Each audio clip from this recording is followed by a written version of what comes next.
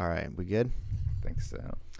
All right, ladies and gentlemen, welcome back to another podcast. I'm here with Dave Locke. Dave, how you doing today? What's up, brother? Good to see you. Yeah, dude, you are back from Mexico.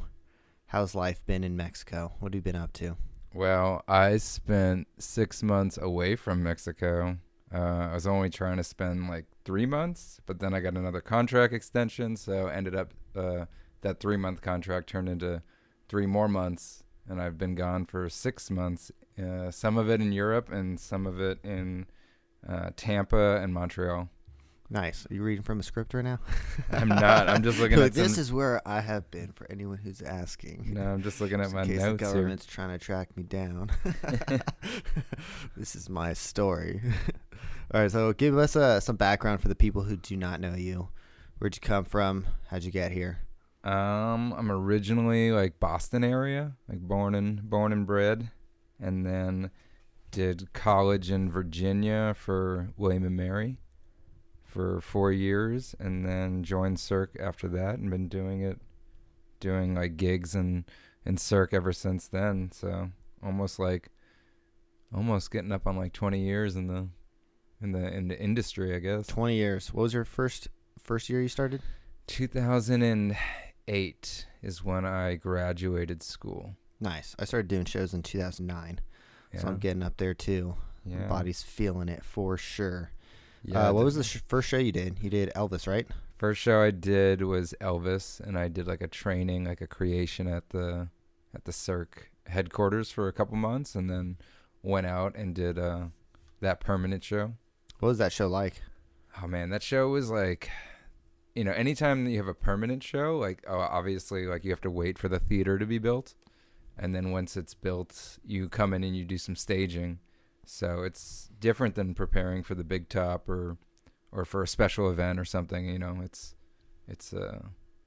We had to train at Love for a couple weeks and a couple weeks at O because the training room and the stage wasn't ready for us. So they had us like the dancers were in warehouses doing like rehearsals and staging in there, and they didn't have any heat. So Love was out before Elvis was? Love was already established, yeah. Interesting. Yeah, Love was older than Elvis. Where was the Elvis show at? It was at the Aria, and it was like right when they had built the city center. It was supposed to be 7 towers, and it ended up being 5. Oh, interesting. I didn't know it was at the Aria. How long did it last? It only lasted till 2012, and then they brought in Zarkana, and then that closed like 2 years later too. Why do you think it failed after like only a few years? They say it's like location. A lot of it was like the Aria one was hard to find, like Spiegelworld's Atomic Saloon or... Yeah, Opium. They're very hard to find in the hotels. They're not conveniently located. Yeah, so a lot of people like chalked it up to that. And then, yeah, and also the theater was designed very strange. Like it felt like you were watching something very far away. Kind of like how MJ feels. Yeah. Like it's like a movie theater, and if you don't have good seats, like it's kind of hard to watch because the action is so far away. Yeah, it feels a lot like that. Like you're almost watching it through a picture frame. Yeah. And they didn't do a good job of like focusing that lighting. But even then, you were like, if you were in the way back or even in the, the back of the first section, it felt like you were super far from the action. Yeah, I think that's probably the best thing about the Love show is the seating. At the worst tickets you can possibly get, they're still pretty good. Yeah. Like because of the 360-degree seating. But in MJ, if you have like those far seats, it's really hard to follow, and it's really hard to get into the show because there's just so much going on, and the action's just very small from those back seats. It's like a movie theater. I don't like it. Yeah. I think O is pretty good. Mysteria is pretty good as well. It's like it's not 360, but it's like at least 180 or so. Yeah. But the lower seating, kind of having everyone at least like eye level, seems a lot better. It's like one of those intimate shows. When you go to something like Absinthe, you just feel like you're in the show almost. Yeah. Compared to watching it from really far away. So what'd you do after Elvis? Were you in there for the entire time of the show? Pretty much. I left like 2 weeks before they closed, and like at my original time that I was supposed to leave, they did like a little 2-week extension. But yeah, I mean, Elvis was crazy experience for my first show because there was a lot for me to do multidisciplinary, like within the show. You could, jump into a lot of stuff. We had a lot of people crossing boundaries of, they did high bar and then they wanted to do trampoline. They did trampoline, wanted to do high bar, kind of stuff like that. So, and then after that, I gigged for a little while, and then I did KA at MGM for 2 years, and that was super fun too. KA looked like it was pretty fun. Did you ever do that, like, where you hang from the very top and you slide all the way down to the bottom? I did do that one. Yeah, that was the climb number, and you like hang from a peg, and all the other pegs like suck into the wall. Yeah. And you're kind of left with like this, 70-foot vertical kind of slide. It's slightly inclined, so you actually like, as you're falling, you're like somewhat sliding, but you can't stop. Yeah. And you're going like really fast. That seems terrifying. It's 70 feet? It's 70 feet because then you got to think like underneath the wall, there's another 15 feet to the airbag. Yeah. But the airbag is sitting on a trapeze net. So when you hit the airbag, it actually feels very like cushy. Like it's a very cool surface to fall from really high onto. Yeah. And they kind of pioneered that. Like that was something that I don't think a lot of people were doing before. Man, not to put this out there, but the first thing I think of when all those pegs disappear is like one of them just not disappearing, and you just like sometimes it happens. Goes straight to your nuts or something from like halfway down. One time it happened, but like if it's not in the path of the artist, if you have a failure like on the outside, that's like it's still like a go. Yeah. But it has happened where like pegs don't go. Dude. They'll malfunction, and you have like an inner ear. You have like a like a little radio, but it's one way. So it's hard for you to communicate something back at them. You have to use a lot of like hand signals to be like, do something like save me or. Yeah, man, that would be a crazy 70 feet. That's the like around the highest I do for high dives is like 70 feet. Yeah. I can't even imagine sliding down to an airbag though. That'd probably be worse. It's wild because you're like sliding down that wall into the airbag, but you're also like the front of the stage is in front of you, so it's like a little corridor that you're kind of like cheating it into, Yeah. Did it ever go wrong? Like it always goes fine. You train it a lot before you're ready, and you take it up, so you'll like start at 50 feet. Yeah. And then you work your way up to like, there's even like a show height that's 65 feet, and then if you want to go for the full 70 foot, then you train that, you validate it, and then you feel pretty good about going in. It's fun. You like slide down like your stomach's dropping, and then at the last second you kind of push, you can push off the wall and use that to roll your like half twist to your back. Nice.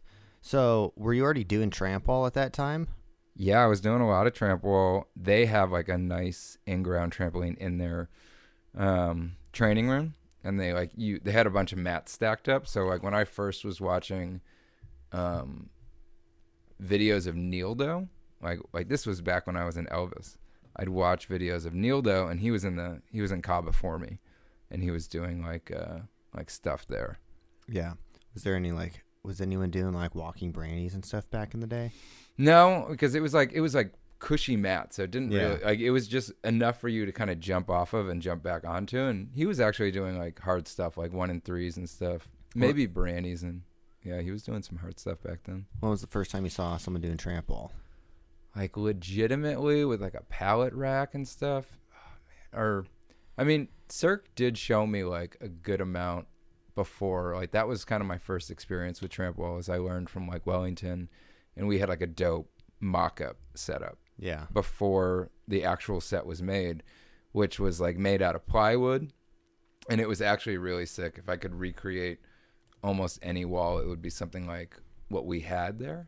We had like a huge 15-foot drop on one side. We had kind of like an unlimited wall bordering that, and then on the other side we had like a platform like HKPK with a trampoline on either side, and then wings on the other side of that little platform wall. Wings. Yeah. Like trampoline wings. Full size trampoline wings. Whoa, that's cool. And it was just to help us like get all of the surfaces for like what our set would be. So did the stage roll in, or how did that appear? Eventually when the whole set was made, it was like 6 parts. They had like 4 walls that they would bolt together in the back, and then like 2 side walls that they would bolt onto that. And then it had tank tracks underneath that would drive itself, like Whoa. by itself, like not remote controlled. Like they had like these pylons every 10 feet of the stage. And when any big set would roll out, they would put these pylons because it would self-drive itself and self-correct itself as it came down stage. And then it would get retracted and then flown into the air with chain motors. Interesting. Do you know how they do the MJ set? The MJ set is like built into the one of the lifts. Yeah. So like they're kind of controlling the whole set with the lift, and they can like hide the tramps and strike it somehow. I think the sides are always permanently there, and they must roll them in and then roll them out kind of. Yeah. Man, that's interesting how they bring in all these crazy huge things, and like they're like in the ceiling or in the floor or something. Well, I heard that like, Messi, they had a version of an acronet. They had like a trampoline net, like a Corteo net, so long and skinny with a floating tramp. And I heard they got rid of that act. Like logistically, it was just really hard and really expensive, and so they got rid of it recently. And they also got rid of like their robot in the show, which was kind of like a big part of that show too. Like 2 really big, expensive pieces of equipment. They got rid of them, and presumably to save money or something. We'll see. I mean, Messi, I heard if it does good in Miami, it might stay in Miami because it was like a touring show. But now that Messi is in Miami, it's like a big thing where they're supposed to go Miami, kind of test out the market. And if it does well, it might stay permanently there, which would be interesting. Maybe they'll add in more acts, if it's a permanent show, which is interesting too. Yeah. So you just did the Acronet for a while, right? I've done the acronet since 2016. Like I did another, like right after KA, I went to go see Kurios as part of KA, like as a cast. They took us on a bus to, I think it was like Orange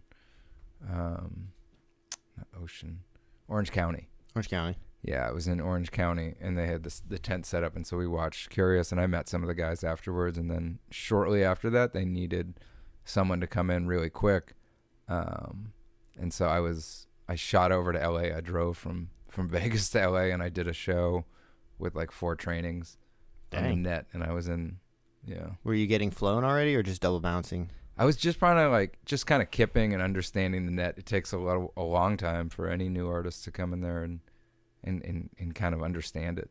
Yeah. So for those who don't know what the Acronet is, it's basically, how big is the trampoline? It's like 40 feet by 40 feet. So it's like if you took a gymnastics floor, like in a gymnastics gym, and you like rigged it and you like, pulled it like a trampoline, it would be kind of like that. Yeah. So it's like a gigantic trampoline, but it's more like a net. How wide are the like holes in the net? They're like, you can get your fingers through them. Yeah. You wear shoes though? You wear shoes. Yeah. And it's super fun. Like, when it's working the way that it's supposed to work, it's super fun. You need kind of people to help you. You can't just do a backflip maybe a backflip, but like if you're by yourself on the net, you're not getting much done. If you like let go from really high, it'll react like a net. It'll catch you. It'll keep you safe. And then you can kind of get a little bounce after it and do like a trick. But if you want, if you want it to be responsive and feel kind of like a trampoline, you need those guys kind of helping you make it react. Yeah. So how high are you going on that thing? Like, what's the drop point when they drop you from that little cloud? I mean, it depends on how high you hang on to it. So you can let go like early if you don't feel like you want to ride it to the top, but you can probably, it probably stops at like 32 feet. So that's, and then you're still kind of rising, like your feet could be higher when you're letting go of it. So, dang, that's interesting. So yeah, for those who don't know what it is, there's like basically like a bar or something that comes down from the ceiling. Yeah, it's one line, and then it splits from a ring into 2 ropes, and each one of those ropes grab the trapeze bar. Yeah, we'll see if my internet works well down here. Oh no, it doesn't. No bueno. Continue to site. We'll see if we can get that up for the audience. And then there's also times where you're hanging on to someone's like legs or arms. And Arms, yeah. Is that higher or the same thing as the cloud? That is the ladder, and the ladder can basically go to the same distances as the cloud, but the ladder's longer. Like, the ladder's got to be, I don't know, like 8 feet long. And then, if your porter is on there hanging underneath it, it makes it even lower. So it takes you pretty high. When we do our sequence, we're pretty much, over 20 feet, from the net. And then there's another 8 feet or 9, close to 8 to 10 feet to the ground, to the stage. Yeah. So do you have a video you could airdrop me that I could play up here? Seems like the internet's not working in this basement of a ranch in the middle of nowhere. The worst part about this house is the internet is garbage. I have Android, so I don't have the airdrop feature, but I could send you something on Instagram or something. Damn it. All right, hold on. We'll see if we can figure it out. But anyway, so you've been doing the Kurios, you said, for 6 months now? So I did... No, it was half of that. I ended up going to do the Montreal Circus Festival and a gig in Tampa for Busch Gardens, which was LED Sear Wheel I did for Busch Gardens. And then for the Montreal Circus Festival, I was doing Tramp Bar with Daniel Cola outside on his like clock type trampoline high bar set piece. And I had done that show in 2014, so it was nice to revisit it. The trampoline was way different. It was turned the other way completely, and there was only one of them. So it really changed how I interacted with the set. Yeah. And it was cool. Like, that creation process was very interesting. We like sealed ourselves off for 2 weeks to just explore, and we weren't really in Montreal.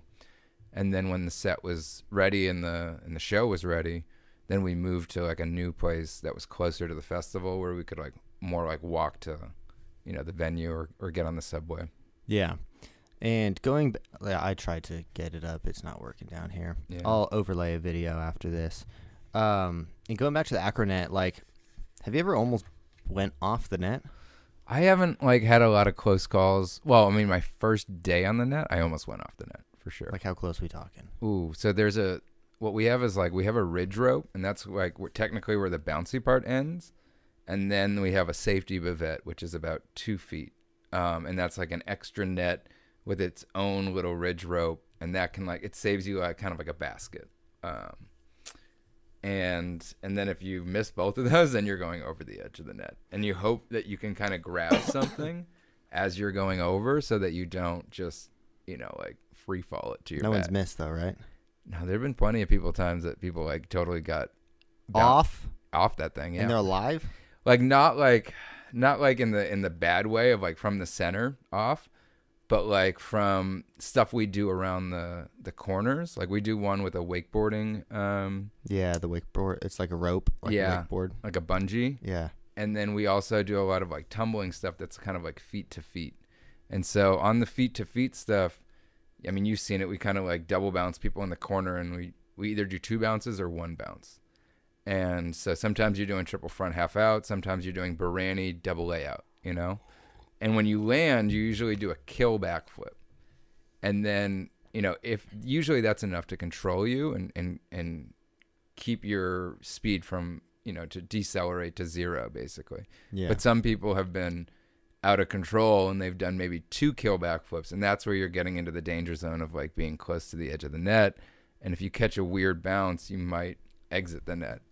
Yeah. What about like sticking a landing on that thing? Is that possible? I feel like it's like an ACL tear just waiting to happen with how loose that net is. No, I mean, you don't really want to like it's not for sticking really, because you're always going to have that like residual bounce. So it's better to just kind of stay, if you're landing feet to feet, you just don't want to be going from really, really high.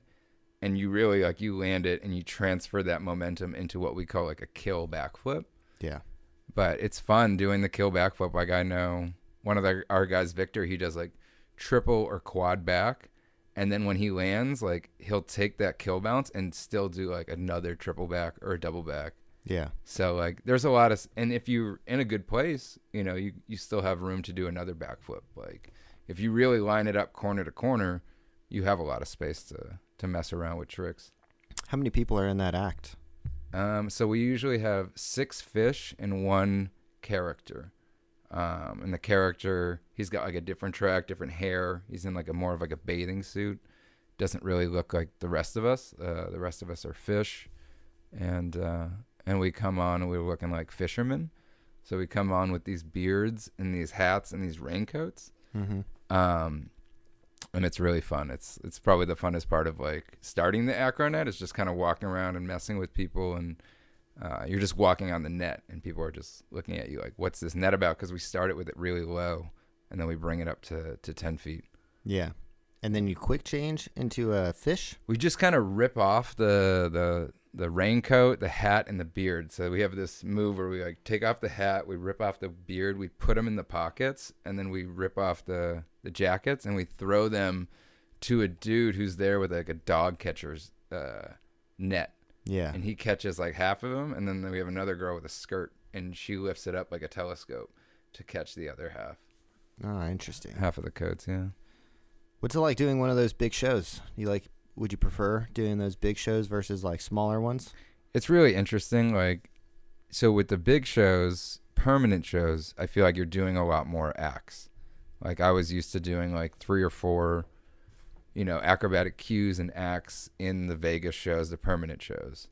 Versus like when I'm with Kurios, I do my main act and I do a lot of like cues. Some of them are, dangerous or have a little bit of acro involved. But for the most part, it's not as acrobatic of a track. And recently I jumped into one thing that was more dangerous. It was like upside down. They call it upside down dinner. And that's when you wear a harness with a ground plate between your legs and you hook upside down and the cable like is kind of like hidden because you're so far up there and you interact while you're upside down. Wow, that's crazy. And it used to like pay more, but now after the pandemic, they kind of got rid of that. But I was just like, you know what? Like my show run was, I could use a little more danger and exploratoriness. So like you get to climb one of the masts like in the dark while the show is going on. And then you get up into the grid and you unhook, your safeties and you walk the grid and then you recheck with the riggers. You go upside down, you do your thing, and then you climb back down in the darkness. So it was really interesting because I had never done that in the big top show. And it's like going into the grid is like, very like kind of acrobatic in itself. Yeah. So that's the main difference between the 2 big shows. And then obviously like if you're doing non-permanent, it's gig life. So it's like tour life. So it's another added thing of, you have luggage days and all this kind of stuff. And you have to tear down the tent at the end of the city. What's like the pay comparison? They're kind of similar. They're very similar. I feel like maybe the permanent shows have a better like setup because they don't have like as many like expense travels, but I think it kind of evens out because the tour people get food, like and really good food. So you're not having to like buy your meals so much like you are in a permanent show, which brings up interesting, questions about like Hoya because they were doing like kind of a little bit of both. Like you got touring life, but it was also kind of permanent. And then when it comes down to the smaller shows, I feel like a lot of the smaller shows also paying better. So, it's give and take. And in the smaller shows, you might have more work-life balance because they're not, like those long contracts of, with those heavy set schedules. Yeah. Do you know what happened to Hoya? Hoya's still happening. Yeah. Yeah, it's still going. I just remember there was like a bunch of drama with like the tramp wallers like quitting or something like that, and then they brought in new ones. There was a lot of stuff that happened down pandemic. It really shifted around pandemic. Yeah. Basically Cirque walked away from it for a little while and Vedanta kind of took over it. And yeah, I mean people had bad responses to COVID and how they dealt with COVID. I remember hearing stories of they had sick people in the cast and no one was bringing them like meals or water. It was like up to their friends to kind of be doing that. And that was like kind of funky in terms of like they didn't respond to it well, and they had to rely on the castmates to kind of take care of these people. Yeah, that pandemic really screwed up a lot of stuff. Cirque got bought out by what was it called? I think it's like Catalyst. Catalyst Capital private equity firm in Canada purchased Cirque du Soleil during the pandemic. Did you know that? Yeah, they were like fighting over like, because originally like Foshun, the owners before them were like this like global conglomerate, and Cirque really wanted to get out from under them and go back to Canadian ownership, I guess, or Canadian interest. And so they were like heavily looking for someone to bail them out, basically. And it was going on all during the pandemic. And it was really interesting, you know, when they decided to come back. Would you say it was better before they sold back in 2016 or better after? Ooh, I mean, have you noticed much of a difference? I know that when they talk about like when they were owned by the conglomerate, like it was kind of a bad play, which is why they were trying to get out of it. And yeah, I went to go listen to this, like the new, like the guy that directed Kurios also like is now like in charge, has like a head position in Cirque. His name is like Michel Laprise, and so he's kind of like their guy now, and has his hands in a lot of the new projects that are coming out. And he did like a presentation for us, and basically he like asked like, you know, when did Cirque lose its step, basically. And he was saying like, oh, I asked this, you know, this question to the bosses of Cirque, and they didn't really know when it stopped. And I was like, in my head, I was like, I know when it stopped. It stopped like when you closed Elvis, and then like Zarkana was closing too. Like that area right there is kind of where Cirque lost its step. You know, they closed Banana Spiel. They had their hands in a lot of different pots, and some of them went south. Yeah. What was that one show that opened for like a couple months and then closed? Run. Dude, I was going to talk about Run because like as bad as Run was, and I saw Run like basically right when it ended, but they had this one thing that they didn't use very well, but it could have been so cool, dude. It was basically like a crane, because like the whole set kind of looked like this like construction city scene. And so they had like a crane with a platform, and they were like using it to like maneuver it all over the basically the stage. Yeah. And I was like, oh, it would be so cool if it had trampolines down there, and you had two guys like fighting on like a platform, but they were able to kind of jump down and then jump back up and keep fighting and like do this little action scene. They didn't have any trampolines, so it was kind of lame. I think they did some like high falls off of it, but yeah. That's interesting. I knew the guy Michael that produced the show, and I always think about like, do you put that on your resume if you like produce a Cirque du Soleil show? Because you know when you're going into it, you're like, this is gonna be dope. Like I'm gonna get hired by everyone. But if you produce that show and it ends up closing in 3 months, I wonder who's like mostly to blame for that. Because I never really had an interest in seeing it. I heard it was kind of like weird and bizarre, and there was a lot of problems with it. But what do you think? I mean, it's really interesting. I think anytime you put Cirque du Soleil on your resume, if people didn't actually physically see the show, if they just saw a run for 3 months, they're not going to associate that with like the opening and the closing of the show. They're going to just be like, oh, he did a Cirque du Soleil show for 3 months. And, you know, unless you knew how bad Run was or you saw it, you wouldn't really hold it against them. If, you know, I feel like most people, 99% of employers are going to see it as a good thing versus, you know, before they ask a question about it. Yeah. I guess it was kind of like the whole concept behind it that kind of failed, I think. And they had these dirt bikes, but it was so two-dimensional. They were electric, right? Yeah, and all they would do was kind of ride at like it was two-dimensional in the fact that they would ride at the back of the wall of the set, and they would do like a U-turn and then come out. So it's like they did no tricks, and it wasn't really impressive. Like it just it's a weird thing that when they throw in these like big acts, but they don't do them right. Like I feel like MJ, they have Russian swing, but you would never know there's Russian swing. You just like you're like watching the set, all of a sudden you see someone just like fly out, but you're like, where did that come from? And they're like in the back, and then they land somewhere where you can't really see them. It's like I've seen that show a few times, and every single time I'm like surprised. Oh wait, there was a Russian swing in there. I totally like didn't see that coming. Yeah, it's kind of crowded on stage when I see stuff. Like I almost don't even see the bungee straps in Love. They're kind of hard to like notice at some points because there's just so much stuff dangling from the ceiling, and guys are doing like the latex tubes, and it's like you might not even notice that there's a bungee straps in that show. And bungee straps is really cool.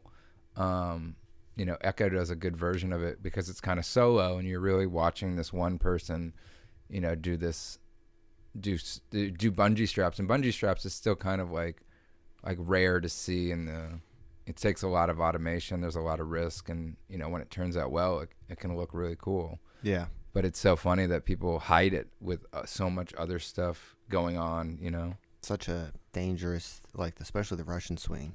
So dangerous, and then it's not really highlighted. Like it's done so well. So well. That's all you can see. That's like one of the coolest Cirque acts, in my opinion, is the Russian swing, because they're going into water, and you're like, I don't like when a Russian swing lands in a net. I think it's kind of lame because you're like catching them at the top of the jump. The bavette can be. It's kind of weird. Yeah, it's cooler to see it to a mat, or it's cooler to see it to water. Dragon had some really cool ones for like House of Dancing water. Like I remember seeing like an interview with him, and they were filming Franco, and you could see someone leave in the Russian swing, and he says like he finishes his sentence, and then you see them like come back through the screen, and you're like, that guy was up there forever. Yeah. So I gave a lot of praise to Speaker World last week. Yeah. You may have heard some things differently. What do you know that I don't know? I just saw what I saw on Facebook recently, which is that they were closing Opium. Yeah. And I have definitely some friends in Opium, like the Contortionist girls. They were actually in Puerto Vallarta before they went to Spiegel World, and then they left the Puerto Vallarta show. They went to Spiegel World. They were making a lot more money, obviously, because in Mexico they just don't pay artists a lot. We can talk about that a little bit too. But basically they went, and now they've been here for a while doing really well. And then I just saw that that show is closing. And then it also makes me kind of wonder about Atomic Saloon, because Atomic Saloon, similar situation, hard to find theater. Yeah, it's not well placed in the casino. Yeah. So you have to think, like, is that one going to be in any kind of danger, or is that one still doing really well, and then they can kind of weather through it. Yeah. Yeah, that's an interesting one. I feel like there's so much production cost for a theater. You need a certain amount of seats for it to have the potential of being profitable, or some other external factors like the bar or restaurant. But I just feel like it'd be hard to make that show profitable with the location it is in the casino, and there's only, I don't know, 100 seats maybe or something. Yeah, I recently went into like a very little traditional circus in Brussels, and I was counting the seats in that little theater, and I think it was 800 or something, because they had these like bleacher sections surrounding, more like intimate table settings. So they had like, I don't know, probably 25 VIP tables, and then like a little barrier, and then the general seating, and they were still able to get a lot of people in there. And I didn't sit in the bleachers, but it still felt like it was very close to the action. Yeah. But yeah, Spiegel World definitely, when I went in there, I was like, oh man, or not Spiegel World, but Opium. I was definitely surprised by the amount of seating. I was like, oh, you can only fit like, I don't know, like 300 in here, maybe. Yeah. It's really small. Yeah. Yeah. What about their city? If they've done anything with that? They bought, what was it? From what I heard, they bought a place downtown, like in the Fremont area, and they had purchased Nipton, which is a city just on the border of Nevada and California, right? Yeah, Nipton's super cool. Like they had a sculpture garden already there, like Burning Man, like Burning Man-esque. And then they had a lot of like container homes, like turned into hotel rooms, kind of like these like Airbnb things where like you could just kind of show up with a code and go in. It's like your own little home, which was kind of gangster, like out there in the desert.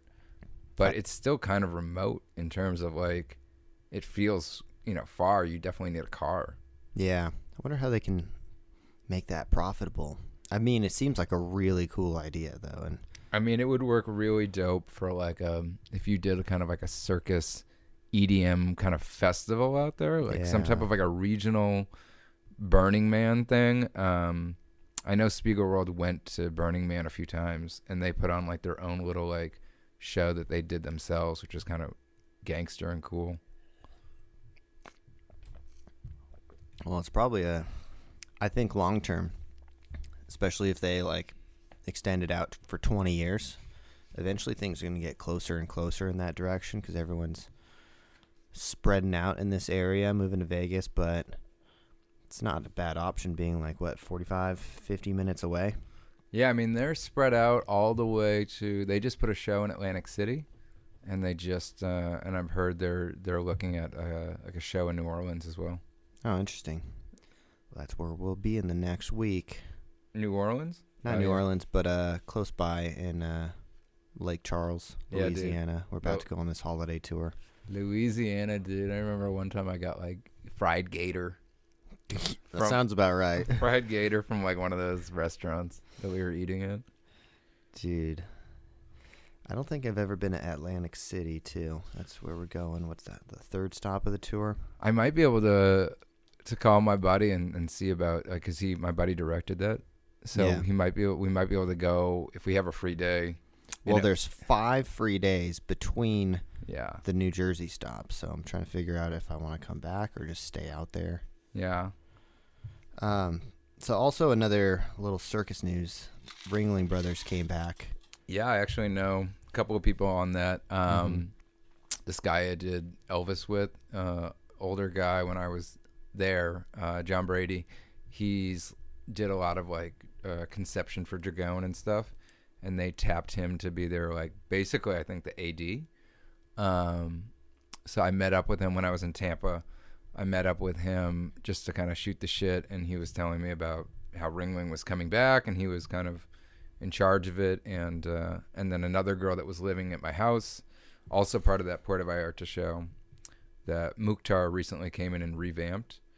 Like she left to go do that Ringling tour, and she's doing like hoop for them, and they got some interesting acts. Like I think they just posted this crazy act. I don't know if they just signed him or if they always had him, but like some Mongolian troupe doing crazy Hungarian teeterboard, like hard skills, like stuff that used to be like the last trick in Kuza. Yeah. So we had a contract that they offered us actually, because me, Dylan, and Dylan went to the Ringling audition at Circus Center. Yeah. And we nailed it. Yeah. We fucking killed that audition. We got offered a contract basically, but we auditioned as off-axis, and the money was pretty good. But it was kind of like buying out, like, off-axis for like a year and a half, and I didn't like that. And they wanted it exclusive, huh? Well, everything was supposed to be just under Ringling Brothers, so they were basically getting our tramp wall, our teeterboard act, and our BMX act, and just kind of keep it between us and a few other people. But I ended up... Do you think you could have negotiated for them to, like, I don't know, basically supply all that equipment? Like... Oh, they wanted to supply it. Yeah. They just wanted to use our guys, but for me, it was like, well, I'm kind of giving up on off-axis if I take that. And at the time, it wasn't that bad of a deal because COVID had just kind of ended, and we didn't really have that much bookings, but I just felt like I would just be giving up on my dreams if I, like, went and worked for another traveling circus for a while. And also, they didn't have, one of my friends, Scott, actually got, like, paralyzed in that show. I don't know how paralyzed, but he like broke his back and he's in really bad condition. So I guess there was like constantly like elephant poop around the BMX ramps. And I heard the conditions for the BMX show were pretty fucking horrible.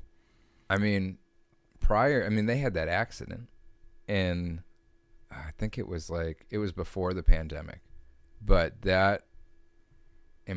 after they had that after they had that accident, I think they limped on for like 2 years, and then they filed bankruptcy during like COVID, and then they reopened, but under the same management of Feld.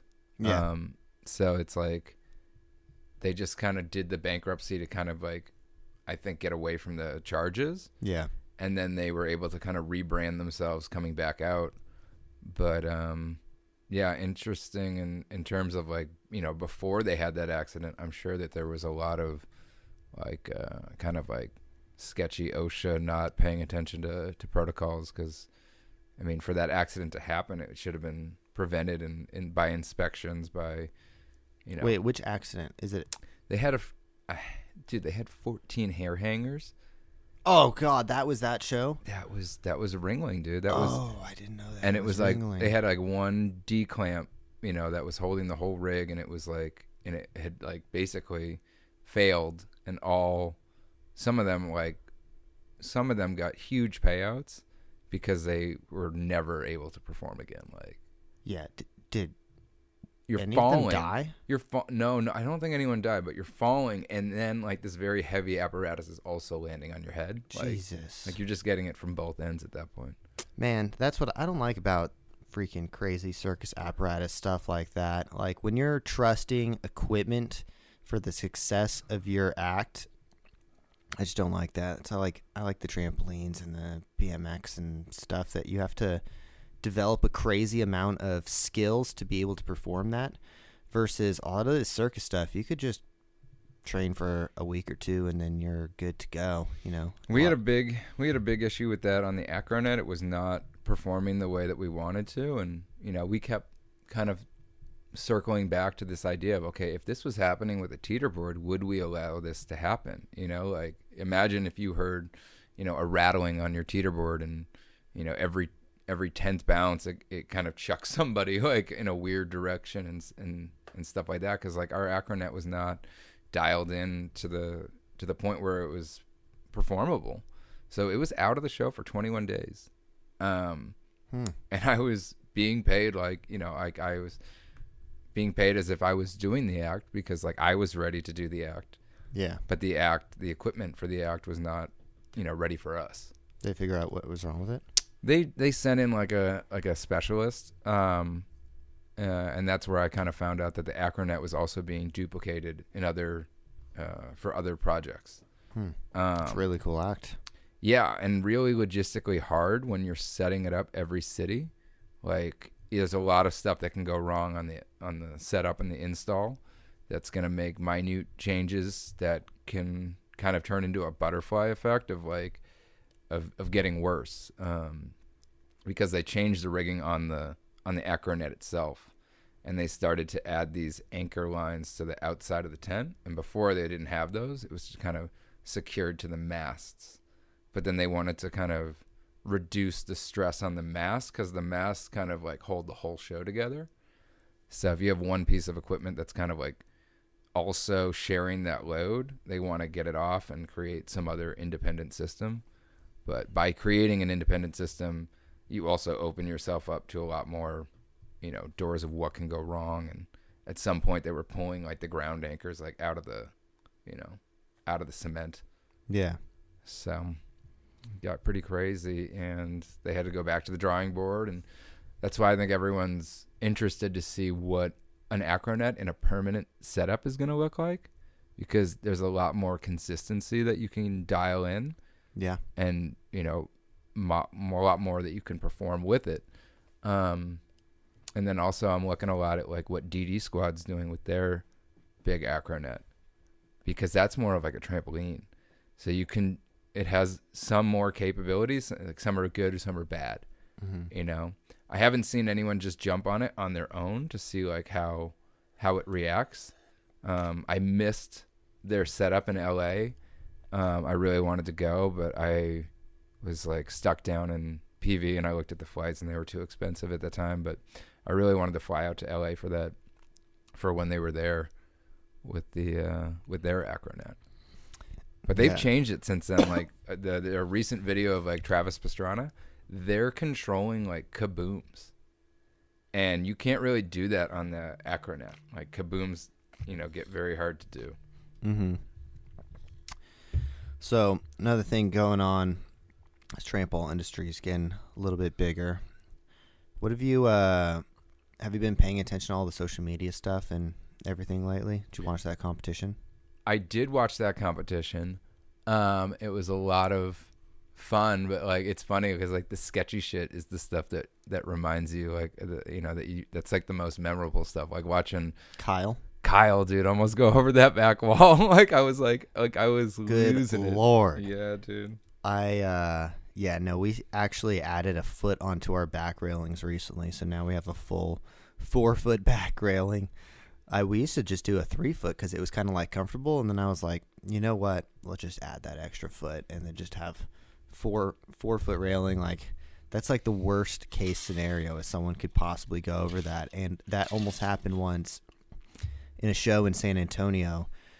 Max does this section where he just does like huge pops, and then he would do a giant swan dive ball out, and going from like the biggest pop you can to a swan ball out with our deck is only 4. That one was 4.5 feet wide, is my wider one, and he landed on the corner of the wall just like Kyle, and we all like caught him and like brought him back down. Thank God that didn't like. And then the one time with Luke at the trampoline competition, he almost did the same thing because he was jumping off of a higher spot. Yeah. So. Yeah, I had some close calls during pandemic. I think I brought up an extra sheet of there was an extra sheet of plywood, and I would, if I put up anything bigger, I would put up like the block, and then I would sandwich the block to a sheet of plywood. So if I was going up and over, at least I would have something to kind of interact with and push off of what that was somewhat, stable or heavy or something. Because there was a few times when you jump off those really elevated platforms, it really changes the game, which, I actually had something in my notes here about mini tramp wall. And that's something that I really want to see happen. I really want to see people hiding mini tramps like into the wall. I think it's going to really change the game, and it's a really like, it wouldn't be crazy to add it in. Like it wouldn't really increase the footprint. Yeah. If you found a way to kind of build it into the deck and like create, maybe some type of hatch door that goes over it. Like you could easily drop them into the wall, and it would be so cool. Yeah. I was actually going to buy one recently for our Lancaster show because I was just trying to make that like the ultimate show and add in as much as possible so I could like upsell it to all the fairs and stuff in the future. And I tried to get I didn't want to get a cheap one because I saw a lot of cheap ones available on like Facebook Marketplace, and I asked Rebound, but the turnaround time was so long. It was like 6 weeks or something, so we couldn't get it in time. But have you ever seen a double mini, dude? I've seen a double mini, yeah. They're like, they look kind of like mini tumble track section. Yeah. But dude, recently, because usually they're kind of tilted. Yeah. One side's tilted and then the other side's kind of flat. And usually the idea is that you run and you do like a Barani, and then you can do like a quadruple back or something. It's really cool. Yeah. But they make a few of them where they're adjustable. So you can actually take it and make it all level, right? And recently I've been watching videos where the guys out of like Netherlands, they'll set up an air track that's elevated. Like they'll put it on a bunch of stage risers, so they're running down, and the air track is already kind of like higher than normal, not like ground level, but higher. And then they'll set up the double mini as like a launch ramp, And so they'll do round off whip, and the whip will finish on the double mini and throw them so effing high, dude. It's so wild to see what they're doing now, that mixing of air track and like the double mini, because the double mini has more power than a trampoline. It's sprung differently, and if you hit it with your feet, you're gonna go high. Yeah. And they were doing something. The guy did like a quad from back tumbling, which is pretty hard. Jeez, that's crazy. I always think that like circus is getting like better and better and better. And then I see a video from like the 60s or something of like old school circus people doing some trampoline, and they're like doing like 3 highs and some crazy stuff. I'm like, oh shit, we've actually like gone backwards. It's interesting. Like in a lot of ways, you know, like I thought gymnastics was only going up, but then I went to go see the most recent world championships, and I was like, man, I swear gymnastics was way harder when I was watching it, like 2012 and to, I don't know, like 2016 or something. Like, I think that's kind of where men's gymnastics like peaked in terms of difficulty, and now I'm seeing stuff, and it's still hard, but it didn't follow the trend, you know, like the mountain that was being established in 2012. Yeah. But it's interesting. I think, you know, people are doing a lot more hard moves, technical moves, but there's not a lot of investment into set pieces. Like I went to go see Drawn to Life recently, and I couldn't count like one set piece. Like they had some equipment, but nothing really like set pieces. Like there used to be more camouflage of like, okay, this is a acrobatic rig, but it doesn't look like an acrobatic rig. It looks like something else, you know? And now you've lost that camouflaging in shows, kind of. Or it has to be like the centerpiece for the show. Like usually they can only get away with like one of them. But back when I joined Cirque and Elvis, we had like 3 or 4 set pieces that were massive and, you know, multi-level, had to support a lot of people at once kind of thing. Yeah. Like I've been on a lot of set pieces where they say, you know, only 3 people allowed in this section. Like there's protocols for how you get on it too. Yeah. Interesting. Got any other stuff on the circus topics before we move on to some more of the conspiracy theory stuff that I have written down? Just some like ideas and like shows that I want to do. I wanted to talk about Cirque de la Seniors. Cirque du Soleil. Since we're talking about Cirque. Cirque say that again. Cirque de la Seniors. Cirque du fuck. De la means like Cirque de la of Seniors. Yeah, so Circus of the Seniors, basically. Yeah, because Cirque du Soleil is Circus of the Sun. Yeah, and I want something for older acrobats. You know, like I want to see a show of older acrobats. I think this could be something like that you can really have a lot of comedy with, like easy comedy. Because I want like the hosts of the show, like the MCs of the show, I want them to be like the caretakers of the circus, like the people that are kind of like in charge of a nursing home, and that's kind of what I want the feel of the, you know, like of the thing is kind of like a talent show for these senior citizens, and they want to do this show for you, this idea. And then like you have their physios, like their medical professionals, like as the host of the show. They kind of introduce them and tell them what their act's going to be, and then the whole gag is that nobody actually finishes their act, and you have a different rescue procedure for each for each acrobat. For each aging acrobat has to be brought off the stage in a different piece of medical equipment. Yeah. Interesting. What, does everyone die at the end of their act? Kind of. It's like they're gonna fake an injury, and for some people they will die, and we will bring them back to life with a defibrillator. Like that's gonna be one of the gags, and then that person like is gonna just like spring up like on so much adrenaline and go and do like one last, you know, one arm handstand as a reprise. Yeah. So we definitely want to play on that for sure. Interesting. Anything else? Let's see. I want to see Russian cradle to trampoline. Like this is something I really want to set it up. I think it's so cool if like, and it should be so easy. Isn't that kind of like what the acronet is? No. So the acronet is more like traditional trapeze to a net. Yeah. And going back up, which is really cool because like there's old videos of guys on the trapeze, swinging trapeze, which is a whole different game because ours is a static trapeze. Mm-hmm. You know, it spins and it can move. I didn't know it spun. Yeah, like it can spin, and it's not like a true double point. It's like it's a single point that spreads into 2. But like ours, on the last time I did it, we were getting some swing, but it's really hard to harness like a trapeze swing. This trapeze swing is much more like covers a lot more distance. But I would like to see probably more Russian cradle, which is the guy on the stilts. throwing the person down to the trampoline and then having them bounce up and catch them and kind of doing it to another trampoline behind them, and maybe putting 2 catchers up there so that each way you face, you can grab a catcher. And they can, because they do some really cool stuff. Like if you have 2 Russian cradle guys, basically one Russian cradle can toss the flyer over his head and the other one will catch him on the other side. And so if you have 2 trampolines on either side of these guys, if they're both facing trampolines and you have some platforms that you can jump off of and always make it to them and always, start with, because when you jump to a Russian cradle guy, you already have a lot of swing.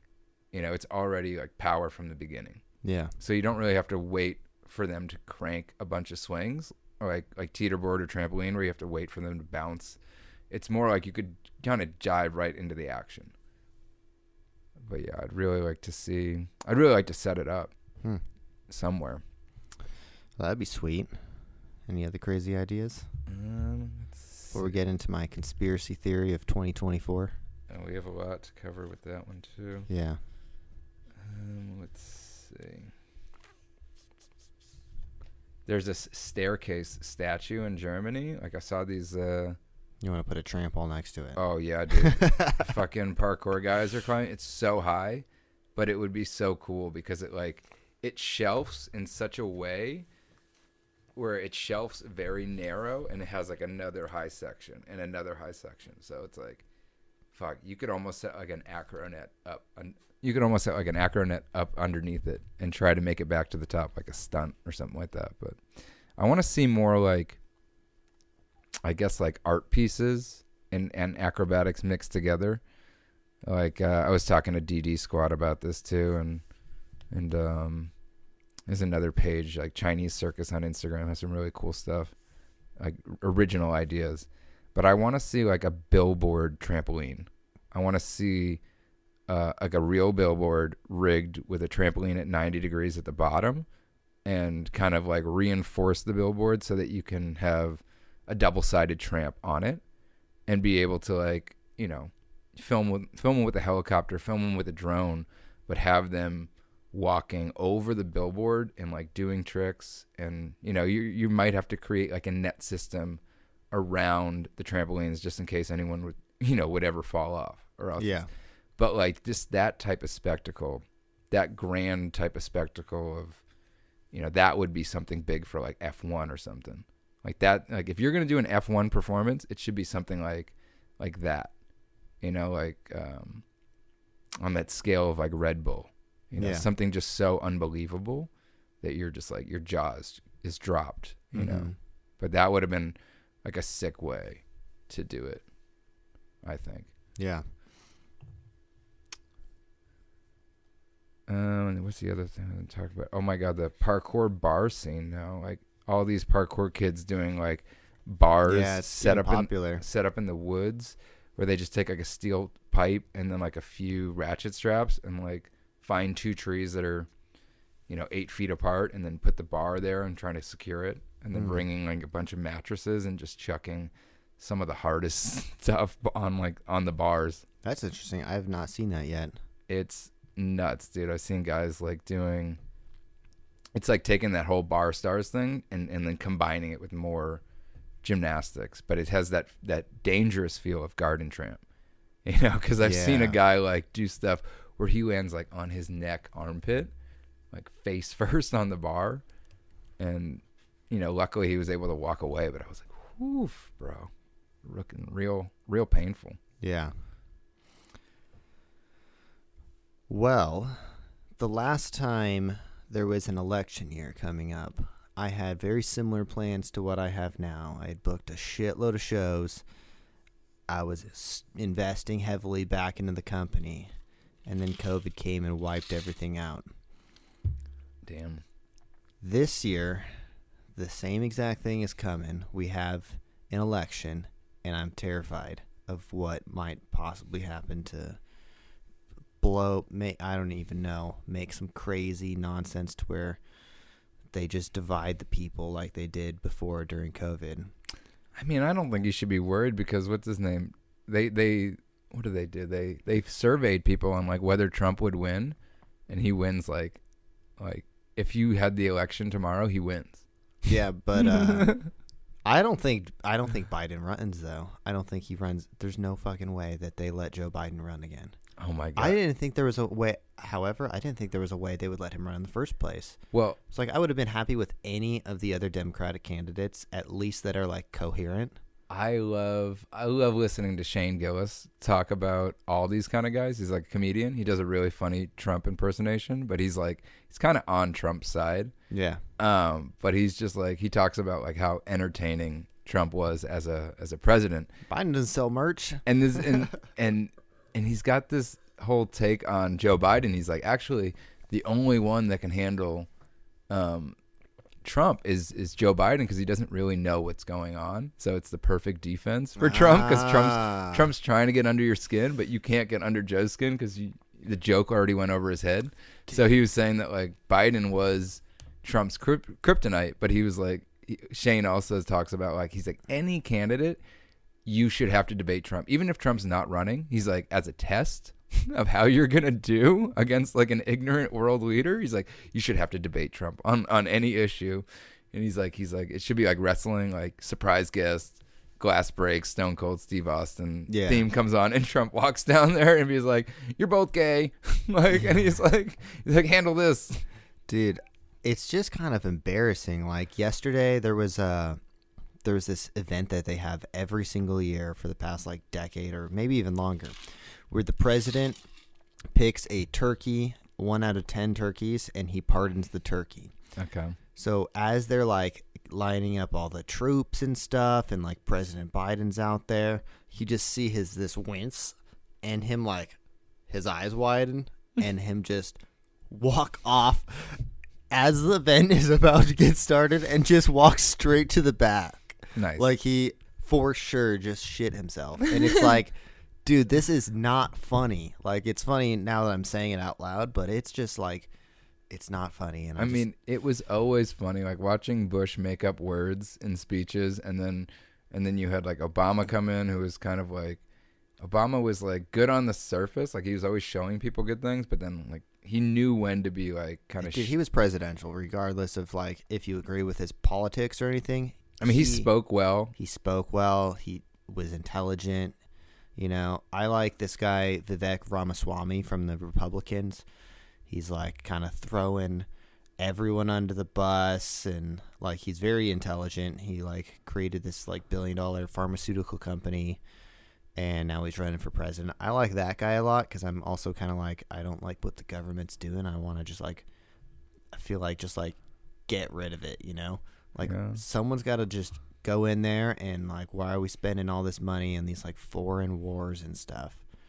Why don't we fix our own problems first? Well, the thing is, like, I think there's a lot of lobbying involved. Like, you have these big defense contractors, of course, and you know they want to stay at war. So you have a lot of Republicans and Democrats that are like all about the warmongering, because like, you know, you look at the national debt, it just keeps rising, and then you look at like, you know, the profits of the defense contractors, that they're rising, and so you know they're donating a lot of money to these politicians.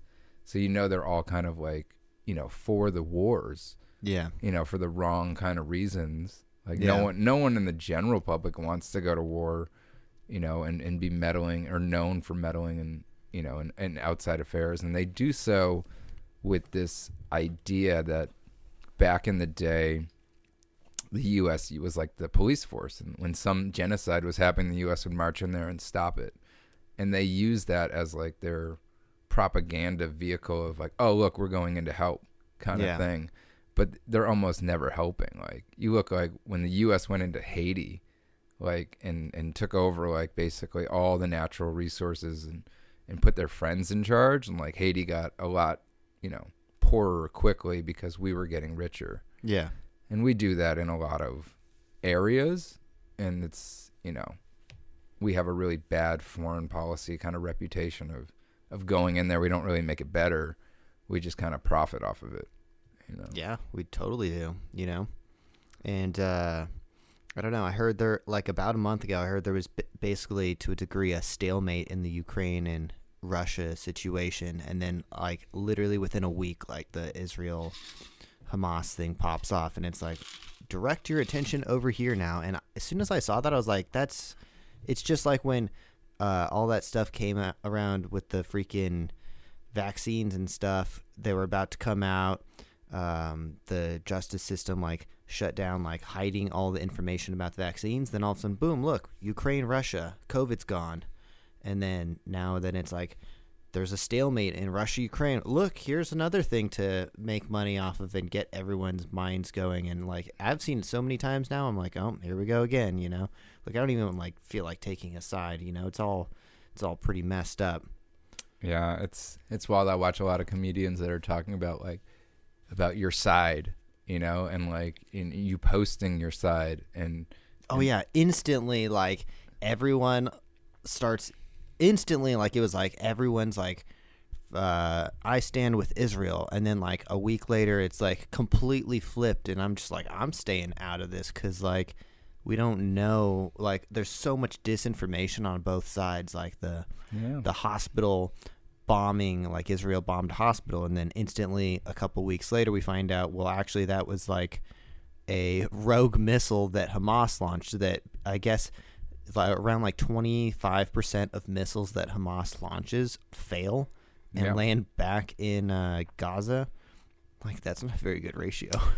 Yeah, it just shows you that they're kind of like the whole idea behind Palestine is that they kind of use like ancient like military tactics, like in terms of like slings. Like they used to, the only way to get things over the wall used to be like that sling that I was practicing. Like so that's like popular when I was posting about it on TikTok, like a while before the whole Israel-Palestine thing. Like people kept calling it Palestinian, like that little weapon that I was kind of training. But yeah, I mean, if you look at the technology that Israel's being given, you know, versus what the Palestinians are operating with, it's kind of like sticks and stones to, you know, laser-guided Raytheon missiles. Like it's wild. Like I just saw a movie, The Creator, where the one side had this crazy ship that kind of like reads the terrain and bombs it. And that's kind of like, you know, what Israel has. Like they have like this kind of like shield gunship that can just kind of hover all around Israel and just rain bombs anywhere around to the other you know, to any of the other countries that are like nearby. Yeah. They just have like, you know, and then the U.S. coming and being like, you have an aircraft carrier on the house, like kind of thing. 2 of them. It's like crazy how uneven the armed forces are for one side to the other, and they're still calling it a war, but it's not. It's not a war. It's kind of like a juggernaut versus like a very skinny person, basically. And then you had mentioned the oil field that's like just outside of Gaza, and I'm like, of course, that just makes so much sense. And then all of a sudden, America's bringing in all these ships. We're just gonna hang out here while you guys destroy each other, and then like, there's all this oil that just happens to be here, and America loves oil. Well, it's actually natural gas, and it's right there. I guess it's like trapped under the ocean or something, or the deposits, and I don't know how they extract it, but I know that also Ukraine is full of like natural resources. Yep. And I'm sure so is Taiwan. Taiwan kind of sits on its own little island that's not very polluted compared to China. But yeah, I mean, 3 places with a lot of natural resources. I was just in Belgium recently, and Belgium has always kind of been the owners of the Congo.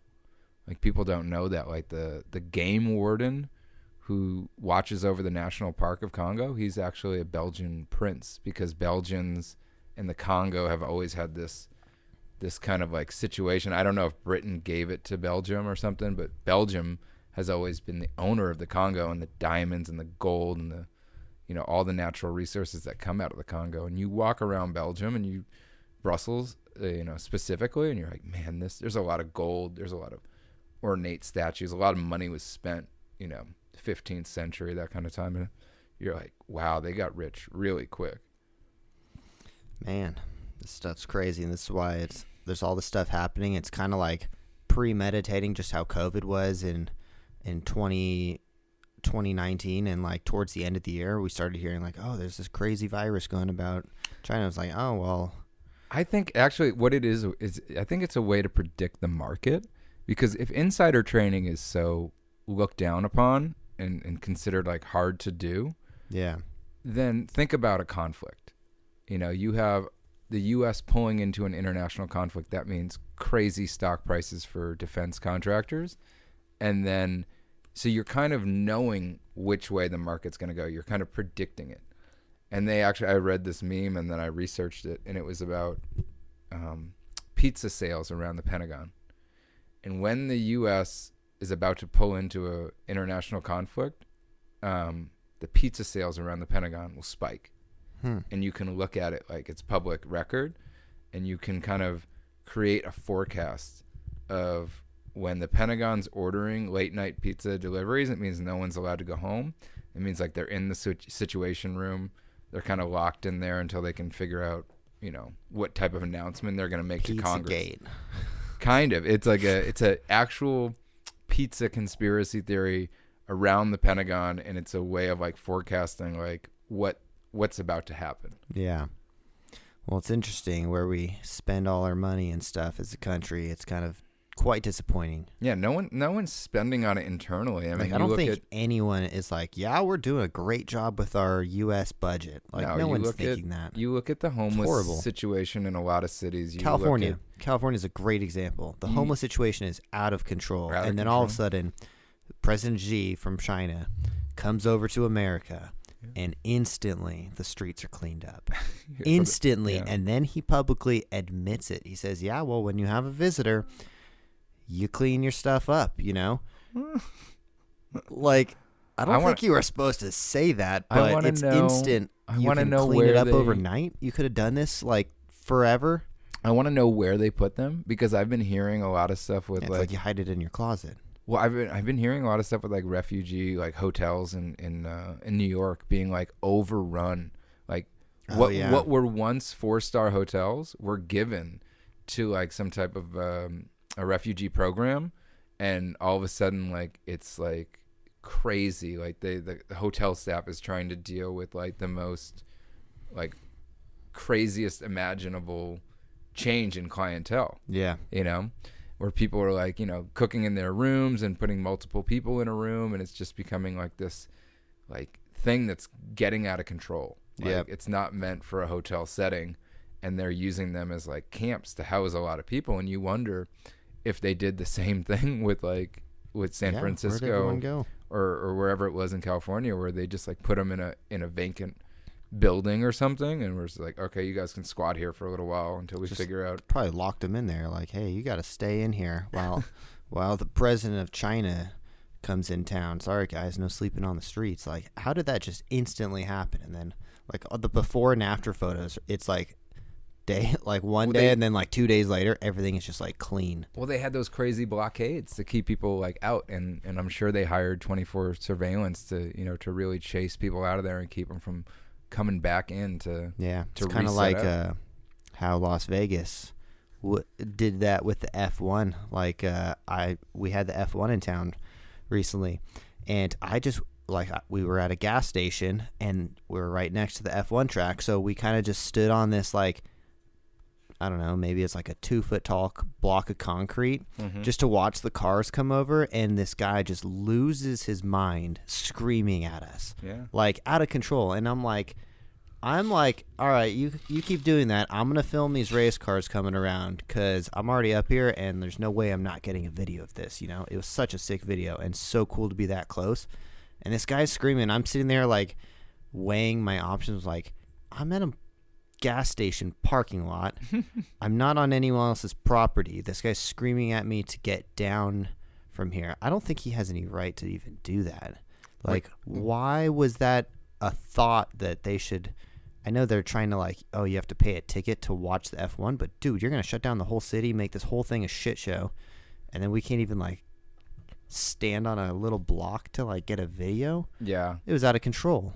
Yeah, what you should have done is put on like a high vis vest and like a construction hat, and like and just kind of like gone back with some reverse psychology of like, do I work here? Like I mean, I've seen guys get into really prestigious events carrying like a dolly or like a trash can. Yeah. They'll like go up, get a trash can, and like they'll bring the dolly, wear high vis vests and hats, and they'll get into like any venue, and then they get there and they take all their stuff off and they put it in the trash bin that they took, and then they just walk into the event. Yeah. You know, and then you're in. Yeah, I mean, those cars come around like every 3 minutes or so. Yeah. And I think we watched like 3 of them. The guy started yelling at us after the first one went around, and I don't think he could really do anything. He just stood there and yelled like a fucking crazy person trying to get us off of there. Oh, I saw I was videos. like, yeah, we're just gonna get a couple more laps. I saw videos on social media There's a of lot. people on the bridges. Yeah. You know, like the bridges that, because I mean that's the thing about Vegas too, is like if you get a little bit high in Vegas, you can usually get a better vantage point for sure. Because for the most part, Vegas is such a kind of a shallow valley. Other than the casinos kind of taking up space, like, you know, 1 level, 2 levels is usually high enough to get what you want to look down on. And yeah, I saw videos of people getting chased out and just not embracing like the culture of putting Vegas on the map for F1. You know, I think because it's a city of tourists, they don't feel like there's any locals to offend, you know, so they're like on a power trip of just kind of yelling at tourists and not thinking that, you know, it's going to leave some type of lasting psychological effect, you know, of like, yeah, if you have a concert coming in, but all your security guards are dicks. That was kind of the thing with the original Hard Rock. I remember having a ton of cases of hearing people's nightmare stories of their casino security acting kind of like mafia. Yeah. You know, and like pushing people out, making them get into cars when they're drunk and not like selling them a hotel room, and like just adamant of, you got to get off the property. And if you have a car in their parking garage, like they were like chasing you to the parking garage and making you like get in your car, like, and then calling the cops on you. It's just this whole nightmare of just like acting shitty towards people, like instead of acting nice and kind of welcoming. Yeah. I mean, it's from my perspective as someone who lives here and pays like taxes and stuff to this city, and then you have this foreign industry come in, this business who is only making money for like the very high like earners. Like the tickets were outrageous. There was no locals discounts. I wasn't about to pay $800 for like the worst possible ticket. So you want to come in my place and then fuck everything up for months and not allow like anyone to watch it? Oh yeah, dude. I mean, mean, that's pretty outrageous to me. And look I at can only imagine what the protests will be like next year if they try to do that shit again. I mean, I think F1's like originally the response to F1 was bad because of the first day and the practice and the manhole cover.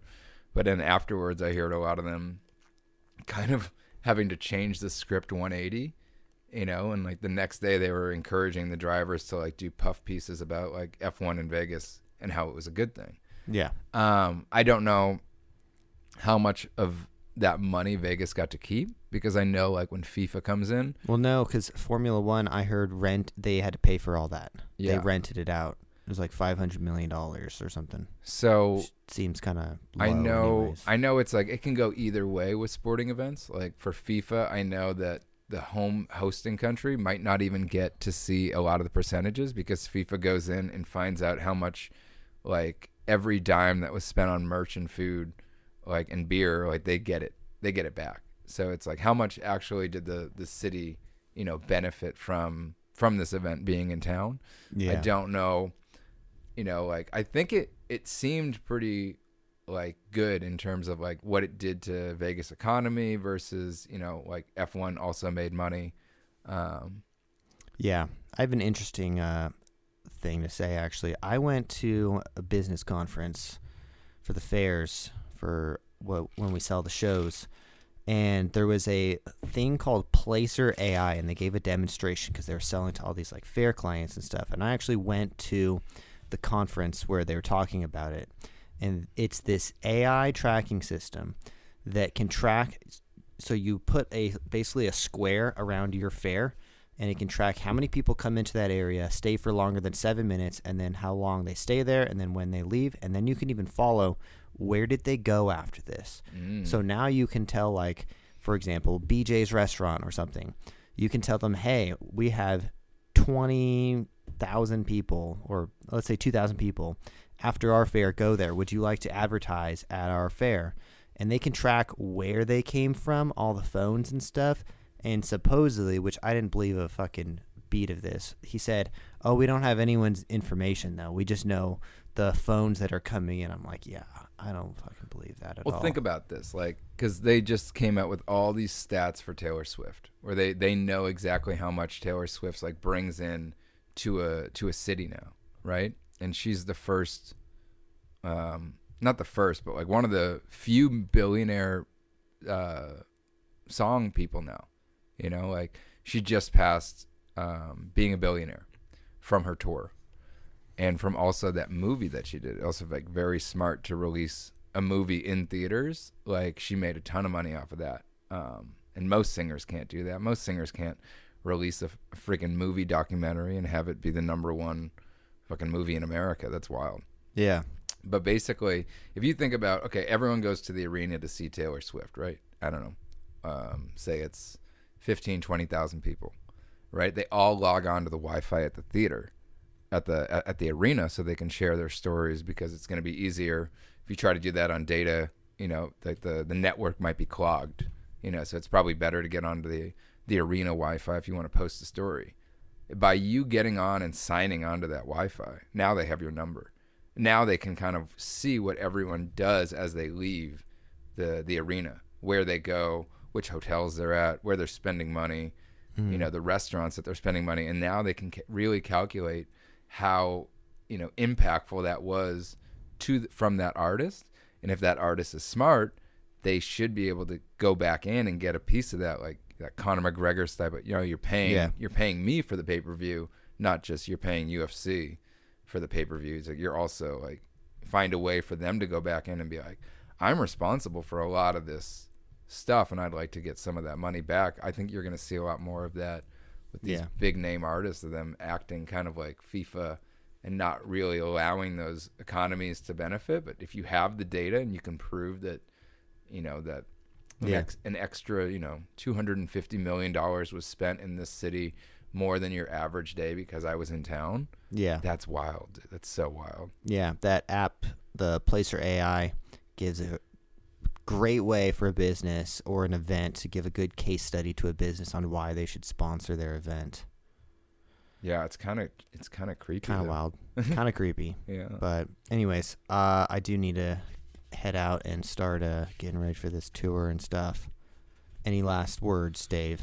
Let's see. No, I think we covered a lot of the issues that we wanted to talk about for sure. It was good to catch up with you, bro. It's been, God, I think our last one had to be around the pandemic, I think, before I left. Taiwan. We did one before Taiwan? No, we did a show in Taiwan. Oh, you're talking about the podcast? We actually stopped doing the podcast in 2020, basically. It was like, that was the last time. We have nothing to talk about. No one's got a job. No, it was the last time we did. Me and Itzel did one right before I left Mexico, I think. Yeah. Maybe. Yep. That's the last time we did one. Cool. All right. Everyone can find you at Locke, DALOCKE on Instagram, which is now shadow banned. Yeah. Shadow banned for throwing weapons. Knives and stuff. All the weapons guys got that. Got canceled. Yeah, everyone got this warning message that your shit can only be shown to your followers, and they're no longer going to put it on like the For You page or anything like that. All right, cool. Well, everyone, thank you for listening. We'll see you guys in the next one. Make sure you guys subscribe, follow Dave. We'll see you in the next one. Also, right now we got the holiday sale going for these shoes, as you can see right up here. They are very, very cheap on the website now, so go support us and buy some shoes. And right behind this camera, we've got 1,000 pairs of shoes, so help me get rid of them. All right, thanks, guys. Peace out, everyone. Yeah, dog. Those all white ones look sick. That concludes this episode of the Off Axis Podcast. If you guys found value in this, please consider sharing with your friends. Also, subscribe, and we will see you guys in the next episode. Bye, everyone.